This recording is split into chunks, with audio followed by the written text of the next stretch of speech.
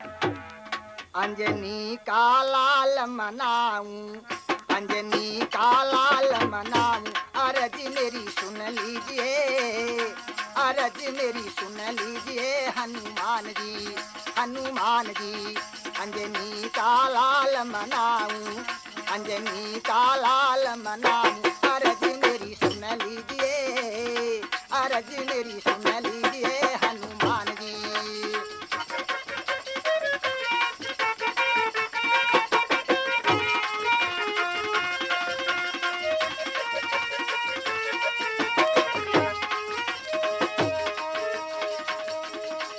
हो राम भक्त बलकारी, हो राम भक्त बलकारी,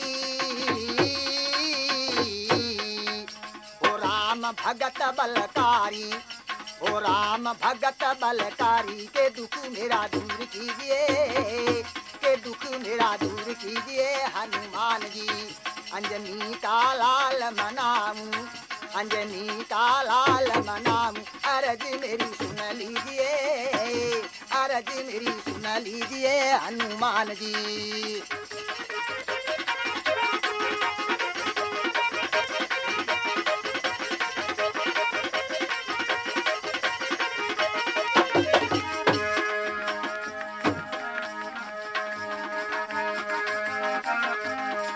मुझे राम के दर्शन कराओ, मुझे राम के दर्शन कराओ, मुझे राम के दर्शन कराओ, मुझे राम के दर्शन कराओ। मेरे पे यही कृपा कीजिए, मेरे पे यही कृपा कीजिए हनुमान जी। अंजनी का लाल मनाऊं, अंजनी का लाल मनाऊं, अरज मेरी सुन लीजिए, अरज मेरी सुन लीजिए हनुमान जी।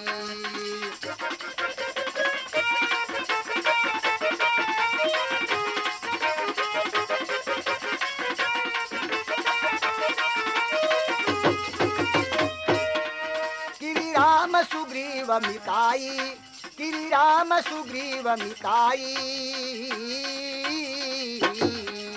गिरि राम सुग्रीव मिताई, गिरि राम सुग्रीव मिताई। वैसे ही राम मिला दीजिए, वैसे ही राम मिला दीजिए हनुमान जी।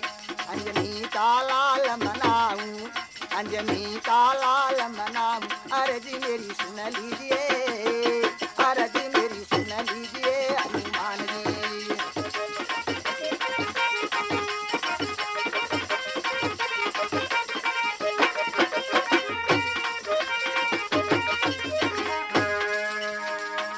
लंका में विभीषण बचायो, लंका में विभीषण बचायो, लंका में विभीषण बचायो, लंका में विभीषण बचायो। वैसे ही मुझे बचा लीजिए, वैसे ही मुझे बचा लीजिए हनुमान जी। अंजनी का लाल मनाऊं, अंजनी का लाल मनाऊं, अरज मेरी सुन लीजिए, अरज मेरी सुन लीजिए हनुमान जी, हनुमान जी, हनुमान जी।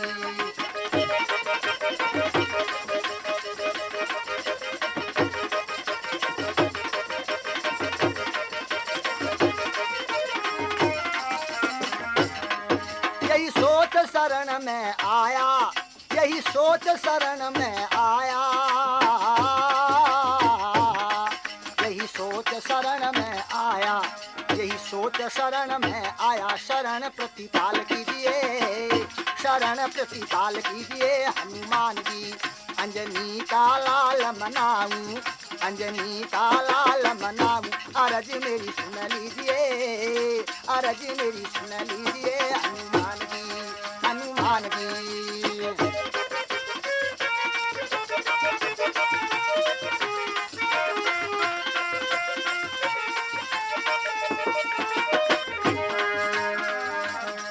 थारो राम करण गुण गावे, थारो राम करण गुण गावे, थारो राम करण गुण गावे, थारो राम करण गुण गावे। बेड़ा तो मेरा पार कीजिए, बेड़ा तो मेरा पार कीजिए हनुमान जी। अंजनी का लाल मनाऊं, अंजनी का लाल मनाऊं, अर्ज मेरी सुन लीजिए, अर्ज मेरी सुन लीजिए। हनुमान जी, हनुमान जी, हनुमान जी।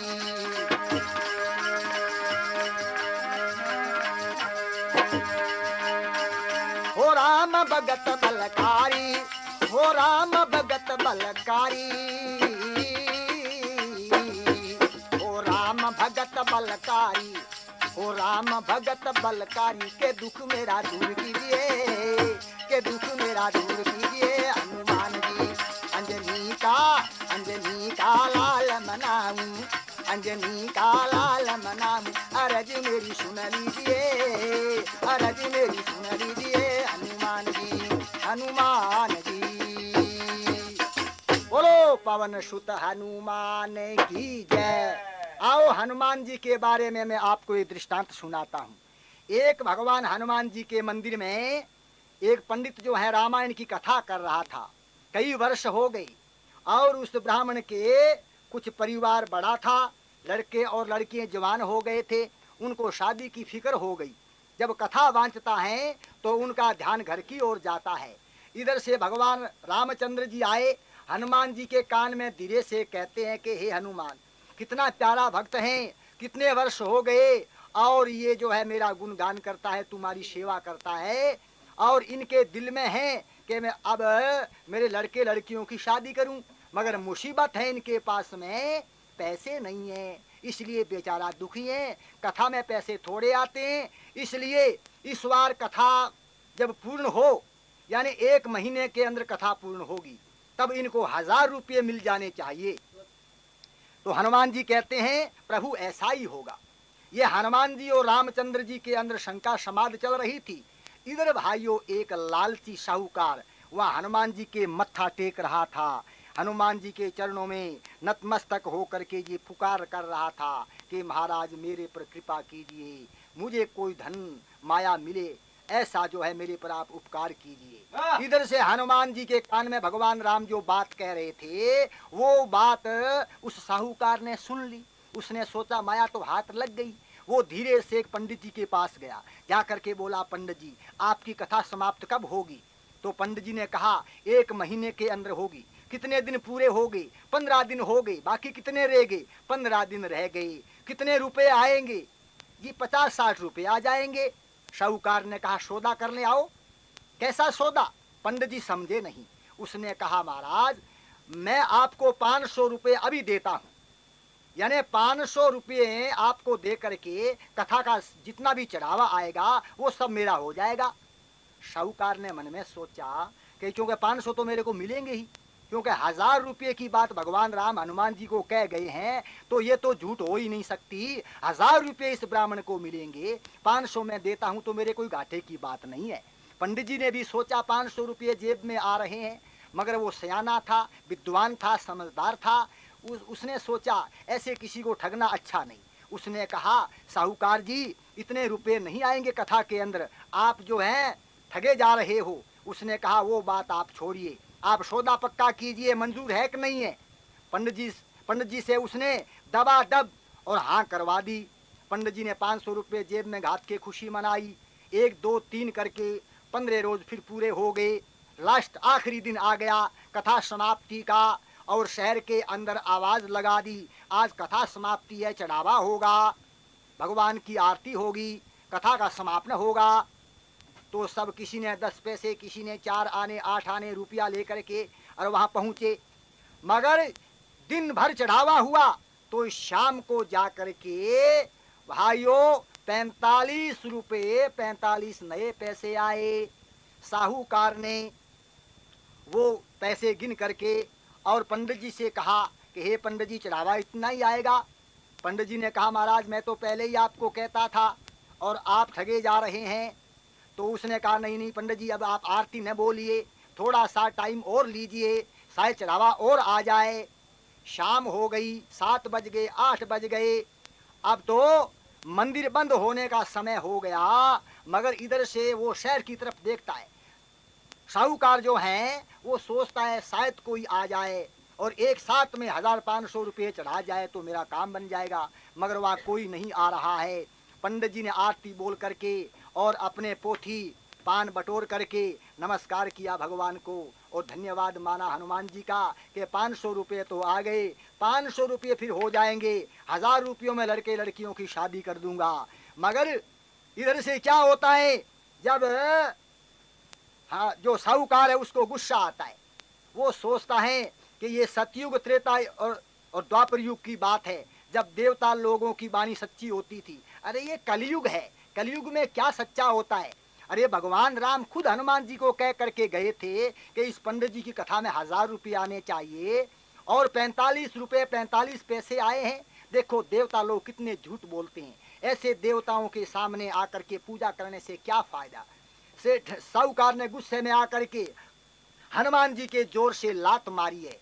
अरे श्रोतागणों, हनुमान जी ने लात तो रावण की नहीं छोड़ी थी, हैं?